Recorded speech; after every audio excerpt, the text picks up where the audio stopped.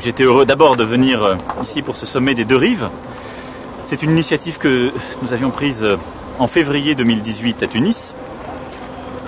Et vous savez, ça fait au fond assez longtemps, je le rappelais tout à l'heure, que nous essayons de bâtir une politique méditerranéenne. Et là, on a décidé de repartir sur un format peut-être plus simple, 5+5.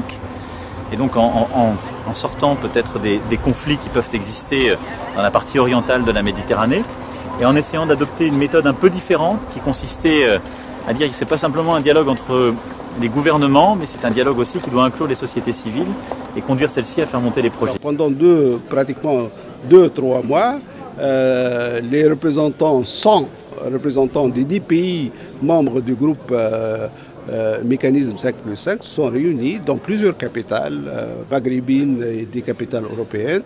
Il y a eu la réunion importante qui a eu lieu à Tunis, qui a pu identifier quelques 200 projets. On a retenu juste 14 projets.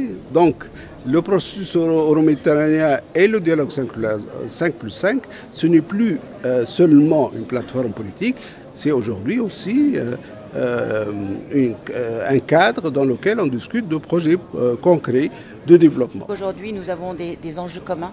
Nous avons le développement durable, nous avons l'énergie, nous avons le changement climatique.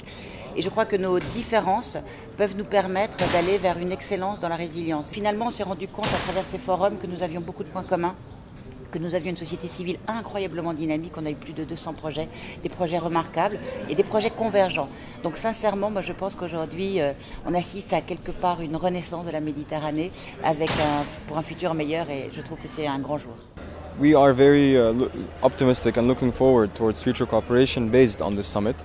We have seen the interconnectivity of civil society delegations and civil society members from the 10 different countries, and how they came together to work on projects and initiatives that provide common solutions to common problems. Mon rôle, en fait, a été au cours des 5 sommets forums préparatoires à Malte, à Palerme, à Tunis, à Rabat, à Barcelone également, de co-créer avec la société civile des projets qui ont pour ambition, notamment sur la verticale de l'innovation, pour ambition de redynamiser et d'appuyer la thématique des startups en Méditerranée et de créer des solidarités entre les écosystèmes. L'idée du président Macron sur le travail sur les cultures, la culture, sur les points communs, sur les mythes communs de la Méditerranée, c'est fondamental. Mais ça doit être décliné dans les enseignements du secteur éducatif et de l'université. Ça, c'est très important. Mais la deuxième chose, il faut travailler sur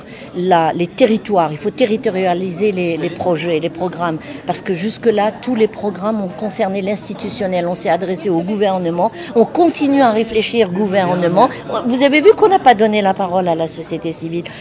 Les chefs de file se sont transformés en institutionnels. L'ensemble des gouvernements des pays de la Méditerranée étaient présents et le discours que M. Macron a porté est très fort. On arrête de parler, mais concrètement, d'ici 6 mois, on se fixe l'objectif de vouloir concrétiser ces projets-là. Même si on sait qu'en cours de chemin, il y aura des échecs, mais qu'il y ait au moins des projets qui vont en sortir réalisables. Et maintenant, pour que ça se fasse, il faut la volonté de tout le monde, il faut que tout le monde s'y mette.